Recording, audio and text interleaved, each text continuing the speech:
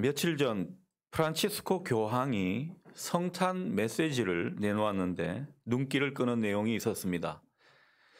그는 코로나19로 인한 제한과 불편함이 우리를 기다리고 있다고 안타까워하면서도 이번 크리스마스는 덜 상업적이고 정신적으로 더 순수한 축제가 될 것이라고 말을 했습니다. 사실 코로나19 대유행을 만나기 전인 작년까지만 해도 성탄절은 그리 순수하지 못했던 것 같습니다. 이 크리스마스가 상당히 상업적으로 이용되기도 했고, 이 성탄 시즌만 되면 사람들이 흥청망청 환락과 소비를 많이 하던 그런 시즌이었다고 볼 수 있습니다. 그러다 보니 성탄절을 지키는 신자들도 연말 연시의 그 들뜬 분위기와 함께 이벤트적인 성탄절을 보내 성탄절의 의미를 깊이 새기지 못했던 것이 사실입니다. 예수님의 그 육신의 부모들은 그 숱한 어려움 속에서 예수님의 탄생을 지켜보았지만 사람들은 별 어려움이 없고 힘든 상황이 아니라서 그런지 예수님의 탄생을 둘러싼 이야기에 별로 공감을 하지 못했고 또 순수하게 성탄절을 보내지도 않았던 것입니다. 하지만 올해는 좀 다른 것 같습니다. 그 어느 때보다도 힘든 시기를 보내서 그런지 몰라도 예수님의 나심이 예전보다는 더 많이 마음에 와닿습니다.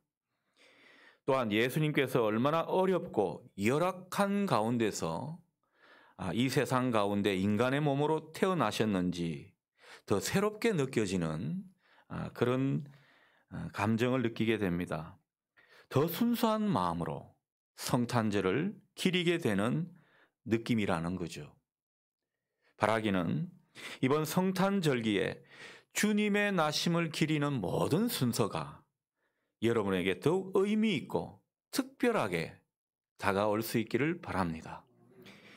어려운 가운데서 맞는 성탄절이 우리에게 순수한 축제가 되고 또 성탄절을 대하는 우리 마음도 예전보다 더욱 진정성이 느껴질 수 있기를 주님의 이름으로 축원합니다. 자, 오늘 본문 1절은 로마 황제 가이사 아구스토가 자기가 다스리는 온 나라에 호적할 것을 명령하고 있는 내용입니다.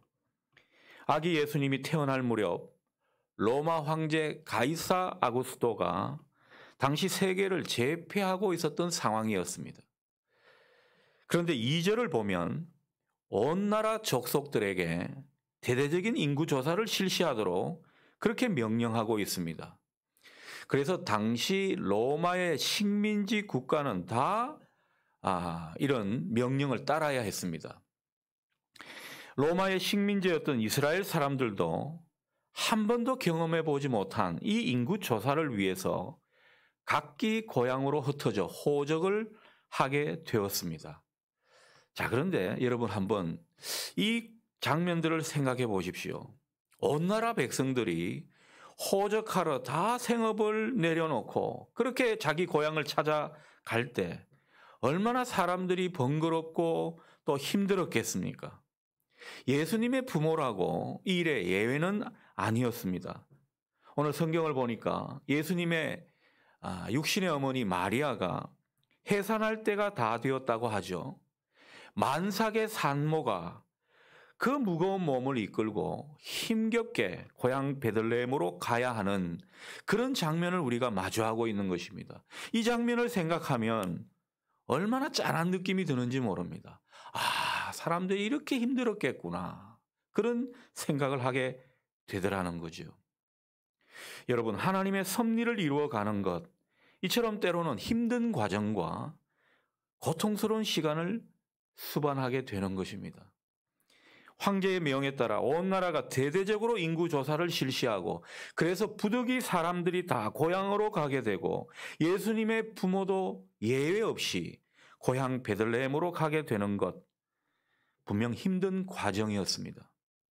만삭의 산모가 일련의 일들로 인해 어쩔 수 없이 고향에 가야만 했던 것, 참으로 고통스러운 시간이었을 겁니다. 그러나 그 힘든 과정과 고통의 시간을 통해서 하나님은 일하셨습니다. 하나님께서 세우신 그 섭리가 이루어지게 되는 그런 과정이었던 것입니다. 사실 이 모든 일의 배후에는 하나님이 계셨고 하나님의 계획이 있었습니다. 모든 것은 다 하나님께서 하신 일입니다. 하나님께서 구약의 선지자를 통해서 오랫동안 예언하셨던 것을 성취하는 그런 내용이기도 합니다. 미가서 5장 2절에는 이런 예언의 말씀이 기록되어 있죠. 베들레헴 에브라다야, 너는 유다 족속 중에 작을지라도 이스라엘을 다스릴 자가 내게로 나올 것이라. 여기서 이스라엘을 다스릴 자가 누구겠습니까? 메시아로 오시는 예수님을 의미합니다. 그리고 시편 87편 6절에는 또 이런 말씀이 소개되어 있습니다.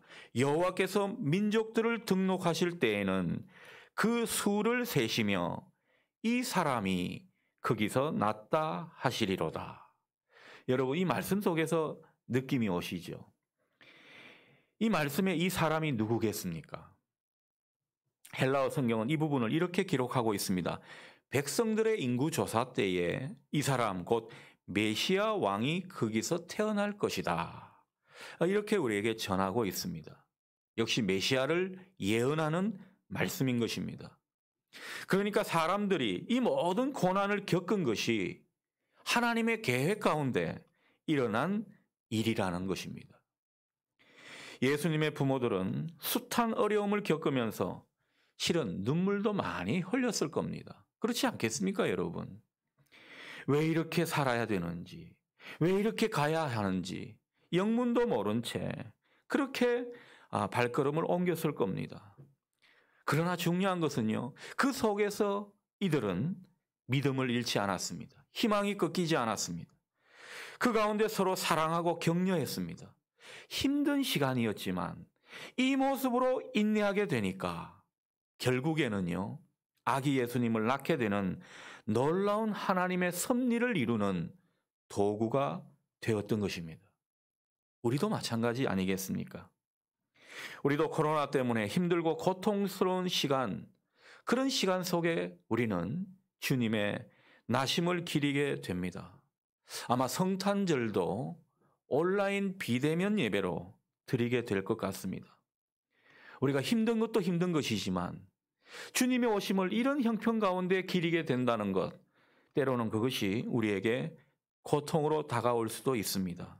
그러나 여러분, 우리의 힘든 여정, 우리의 고통스러운 그 시간은 분명 하나님의 뜻을 이루는데 쓰이게 되더라는 것입니다. 우리도 하나님의 섭리의 도구로 사용되는 것임을 여러분 볼 수 있기 바랍니다. 그래서 우리의 고난은 그냥 고난이 아닙니다. 우리가 고생하는 것 같습니까? 그냥 개고생이 아닙니다. 하나님의 섭리를 이루는 일환일 수 있습니다.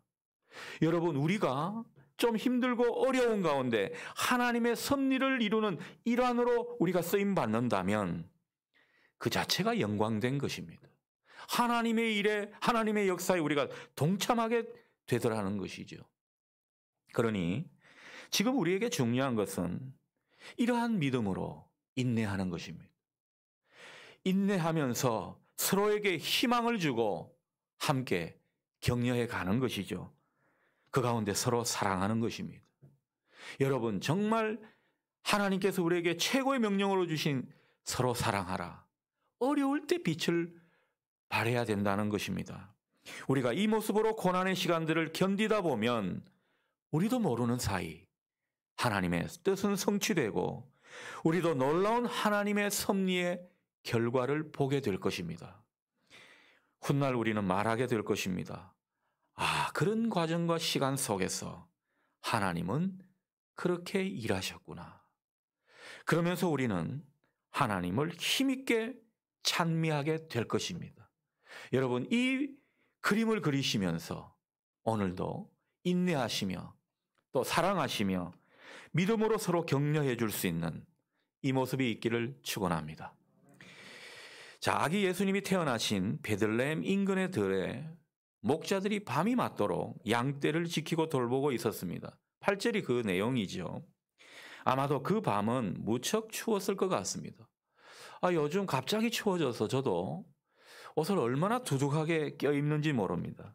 그렇게 추위를 모르고 살았는데 나이가 들어서 그런지 추위가 제법 힘겹게 다가오는 것 같습니다. 아무튼 이 목자들은요, 몸을 웅크리고 앉아서 장작불을 쬐면서 여러 가지 생각에 잠겼습니다. 때로는 멍하니 밤하늘을 쳐다보기도 했습니다. 별빛은 그토록 반짝이는데 그들의 마음은 왠지 어둡기만 하다는 것을 느꼈습니다. 그만큼 그들의 인생이 무거웠기 때문일 것입니다. 인생이 무거울수록 보이는 것이 아름답지 않습니다.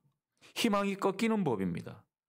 하지만 그럴수록 우리는 희망의 빛을 보아야 합니다. 주님의 빛을 고대해야 합니다. 목자들은 비록 힘들고 마음은 무거웠지만은 들에서 별빛을 보면서 자기도 모르게 메시아를 고대했던 것 같습니다. 별을 해는 마음으로 그것을 깊이 바라보노라니 뭔가 마음속에 염원 같은 것이 쑥 일어나는 것을 느꼈습니다. 그때 갑자기 그들 앞에 놀라운 사건이 펼쳐졌죠. 9절 말씀이 그 내용입니다. 주님의 사자인 천사들이 그들 곁에 둘러서고 주님의 영광이 그들에게 비추는 그런 광경이 펼쳐졌습니다. 그들은 놀랐고 두려움에 벌벌 떨었습니다. 하지만 이내 따뜻하고 부드러운 음성이 그들에게 들려왔습니다. 10절 말씀입니다. 무서워하지 말라. 보라, 내가 온 백성에게 미칠 큰 기쁨의 좋은 소식을 너희에게 전하노라. 천사가 목자들에게 큰 기쁨의 소식을 전했다는 것입니다. 이 소식은 11절에도 이어집니다. 오늘 다윗의 동네에 너희를 위하여 구주가 나셨으니 곧 그리스도 주시니라. 여러분, 여기서 중요한 것은요, 주라는 단어입니다. 주라고 하는 말은 구체적으로는 황제를 지칭하는 말로 쓰였다는 것입니다. 그래서 그리스도 주라는 말은 메시아 왕이라는 말로 해석될 수 있습니다. 너희를 위해 구원을 베푸실 전능자가 나타나셨는데 곧 메시아 왕이시다. 이런 말씀이 되는 것입니다. 그러니까 본문은 예수님만이 우리의 진정한 왕이시라는 겁니다. 그분이 우리를 다스리신다고 분명히 말씀해 주고 있습니다. 여러분, 이게 복음입니다. 이게 기쁜 소식이라는 거죠. 어려운 가운데서도 주님이 우리의 왕이 되어주시고 그분이 우리를 다스리시는 그런 세계가 펼쳐지고 있음을 믿는 것이 신앙 아니겠습니까? 자, 오늘 본문을 가만 보면요, 로마 황제 가이사 아구스토와 또 우리에게 새롭게 나타나시는 그 왕이신 예수님을 묘하게 대조시키고 있습니다. 예수님이 나실 때 왕이라고 말씀드렸던 이 가이사 아구스토는 팍스 로마나라고 하는 말로 유명한 왕입니다. 그러니까 로마의 평화라는 말을 이 가이사 아구스토 때부터 시작되었다고 해도 과언이 아닙니다. 로마 제국에 평화를 가져온 왕이라고 사람들이 추앙하는 왕입니다. 그래서 팍스 로마나, 로마의 평화, 이런 말을 이 사람과 연결시켜서 역사는 전하고 있습니다. 자, 그런데 성경은요, 이 팍스 로마나 여기에 대항해서 팍스 크라이스트, 다시 말해서 그리스도의 평화를 선포하고 있는 것입니다. 왜 예수님의 평화를 이렇게 당당히 선포하고 있을까? 여러분, 그 이유가 뭐겠습니까? 예수님만이 하나님으로부터 오신 진정한 평화의 왕이라는 거죠. 그것을 우리에게 전해주는 메시지인 것입니다. 사실 로마 제국의 평화는요, 진정한 평화가 아니었습니다. 로마 제국의 평화는 소수 로마 시민만이 누리는 평화였습니다.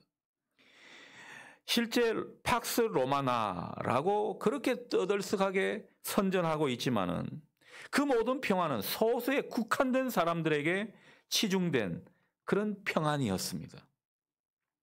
여러분, 인구조사, 여기서 우리가 알 수 있듯이 속국이나 식민지의 희생과 고통을 발판으로 그렇게 로마 제국이 유지되었다는 것을 우리가 역사적으로 알고 있습니다. 그렇다면 다른 사람 피눈물 내는 가운데 유지하는 평화는 반쪽짜리 평화입니다. 그들만의 평화고 어쩌면 많은 사람들의 입장에서 볼 때는 가짜 평화라고 할 수가 있겠습니다. 진정한 평화가 아니라는 것이죠. 그런데 이 세상의 평화에 대항해서 예수님이 이루시는 평화는요, 진정 모든 사람들을 평안하게 하고 평강으로 이끄는 평화라고 우리에게 말씀하고 있는 것입니다. 자, 그러고 보면 아무리 힘이 있는 인간이라 할지라도 진정한 평화는 사람들에 의해서 세워지는 것이 아니라는 것을 우리가 알 수가 있습니다. 진정한 평화를 사람들에게서 기대할 수가 없더라는 겁니다. 여러분, 진정한 평화는 위로부터 임하는 것입니다. 하나님께서 우리에게 주시는 것입니다. 예수님은 하나님으로부터 오신 진정한 평화의 왕이라는 거죠. 그 평화의 왕이 우리 가운데 오신다는 것입니다. 예수님을 진정으로 믿고 따르면 우리는 평화를 얻고 누릴 수가 있다는 것입니다. 복음이 말씀하는 것이 바로 이런 내용이죠. 진정한 평화는 예수님만이 주신다는 겁니다. 예수님이 평화의 원천이라는 것이죠. 그런데 여러분, 예수님이 주시는 이 평화가 좋고 중요한 이유가 무엇입니까? 예수님이 주시는 평화는요, 세상이 일시적으로 주는 평화와 다르게 우리의 삶을, 우리의 존재를 안정감 있게 만든다는 것입니다. 그러니 주님의 평화가 우리 가운데 깃들게 되면요, 아무리 힘든 가운데 있어도 이 삶이 흔들리지가 않습니다. 안정감을 갖게 됩니다. 그리고 주님이 주시는 평화는 모든 사람들에게 내적인 기쁨을 가져다 줍니다. 그러니 예수 그리스도를 믿고 진정 복을 누리는 것은요, 뭐 돈을 많이 벌고 세상적으로 높아지고 이런 거는 어떻게 보면은 부차적인 것이라고 할 수 있습니다. 진정한 복은 예수님만이 주시는 그 강 같은 평화를 얻는 것입니다. 그 평화가 우리에게 내면에 기쁨을 가져다 주기 때문입니다. 여러분, 주님이 주시는 평화로 말미암아 우리 가운데 일어나는 이 기쁨이 이 성탄절을 맞이하는 우리 모두에게 임하고 또 전해질 수 있기를 축원합니다. 이 진정한 평화가 가져다 주는 기쁨이 우리 가운데 샘솟기를 바란다는 것입니다. 그러나 사람들은 착각합니다. 로마의 평화처럼 마치 세상이 평화를 주는 것으로 그렇게 착각할 때가 많더라는 거죠. 힘있고 부강한 세상으로부터 우리가 평화를 얻을 수 있는 것이 아닙니다. 평화를 사람들이 주는 것이 아닌데 자꾸 사람들에게서 뭔가 얻으려고 하는 이런 경향이 생기더라는 것입니다. 여러분, 정치인들이 평화를 만드는 것이 아닙니다. 힘있고 영향력 있는 사람, 돈 많은 부자들이 우리에게 평안을 주는 것이 아닙니다. 우리에게 때로는 따뜻하고 호의를 베푸는 그런 사람들에게서 일시적인 안정감은 맛볼 수가 있겠죠. 그러나 진정한 평안, 참된 평강은 사람에게서 얻지 못한다는 것입니다. 진정한 평화, 근원적이고 참된 평강은 오직 평화의 왕으로 오시는 우리 주님에게서 우리가 얻을 수 있음을 이 아침 믿으실 수 있기 바랍니다. 14절 말씀은 그런 내용을 우리에게 전해주는 것입니다. 예수님을 믿고 받아들이는 사람은 하나님께 영광을 돌리고 하나님이 기뻐하시는 사람들에게 주시는 그 평화를 누리게 된다. 이게 복음으로 우리에게 들려지고 있습니다. 그러니 이 성탄절기를 맞이하면서 이 성탄 시즌을 보내는 여러분, 진정 주님을 내 삶의 주인으로 다시 한번 그분을 모시면서 그분의 뜻에 살기로 작정하는 이 결단이 여러분에게 있기를 원합니다. 이 은혜가 있는 사람에게 주님은 분명 참된 기쁨과 평화를 선물로 가져다 주실 줄 믿습니다. 그러니 우리가 기뻐하게 되는 것이죠. 마지막으로 오늘 본문은 예수님은 강보에 쌓여 천한 말구유, 그 낮고 천한 그 자리에 오셨다. 그 사실을 우리에게 전해주고 있습니다. 7절 상반절 말씀이죠. 첫 아들을 낳아 강보로 싸서 구유에 뉘었으니, 그렇게 우리에게 전해줍니다. 12절 말씀입니다. 강보에 쌓여 구유에 뉘어 있는 아기를 보리니 이것이 너희에게 표적이니라. 천사들은 강보와 말구유가 예수님이 오신 표적이라고 힘주어 말하고 있습니다. 여러분, 왜 이게 표적이 될까요? 왜 이게 믿는 사람들에게 표적으로 나타났다고 우리에게 전하고 있을까요? 예수님은 메시아로 오신다고 하면서 왜 힘있는 왕으로, 뭔가 웅장한 교회당, 화려한 건물과 장식, 많은 사람들이 좋아하고 환호할 만한 그런 모습이 아닌 강보, 다시 말하면 포대기와 구유가 표적이 되게끔 오셨는가라는 것입니다. 그만큼 예수님께서 연약하고 비천한 상태에서 태어나신 분임을 우리가 똑똑히 기억하라는 것입니다. 예수님은 높은 자, 화려한 곳, 교만한 자리에 오신 분이 아니십니다. 주님은 낮은 자들을 구원하러 오신 분입니다. 주님은 연약한 사람들에게 늘 눈길을 주셨고 낮고 천한 사람들을 챙기시고 돌보셨습니다. 주님은 죄인이라고 마다하지 않았습니다. 죄인이나 더러운 마음을 가진 사람이나 천한 그런 심령 가운데 주님은 찾아오셨습니다. 낮아진 심령, 겸손한 사람들과 늘 같이 하셨습니다. 복음서가 우리에게 보여주는 모습이 바로 이런 예수님의 모습입니다. 이런 모습을 늘 기억하라는 것입니다. 사실 우리가 너무 높아지고 부유하게 되고 좋은 것만 추구하려고 한다면 어쩌면 이것은 주님의 마음과 맞지 않을 수 있습니다. 하나님이 우리를 때로는 높여주시고 부하게 해주실 때가 있습니다. 영향력이 있고 뭔가 권세를 쥐어주실 때가 있습니다. 여러분, 이럴 때는요, 아멘하고 감사하면서 그것을 누리십시오. 그러나 우리의 마음과 우리의 눈은 늘 낮은 데 행할 수 있도록, 크게 바라다 볼 수 있도록 해야 하는 것입니다. 여러분, 우리가 하나님께서 높여주셨다고 해도 자기가 더 높아지려고 하는 것은 복음적이지 않습니다.